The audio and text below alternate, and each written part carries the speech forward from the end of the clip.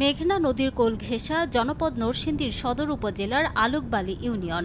নদী ঘেরা এই চরাঞ্চলের বাসিন্দাদের যাতায়াতের একমাত্র ভরসা নৌকা। নানা প্রতিকূলতায় নদীপথে সদরে আসতে সময় লেগে যায় 4 ঘন্টা থেকে 5 ঘন্টা। মৃত্যু ঝুঁকি মাথায় নিয়ে রোগী কিংবা প্রসূতি মায়েদের নেওয়া হয় হাসপাতালে। ঝুঁকি নিয়ে নদী পারাপার হয় স্কুল কলেজগামী শিক্ষার্থীরা। এই জায়গার মানুষের সবচেয়ে বড় সমস্যা হচ্ছে যোগাযোগ ব্যবস্থা।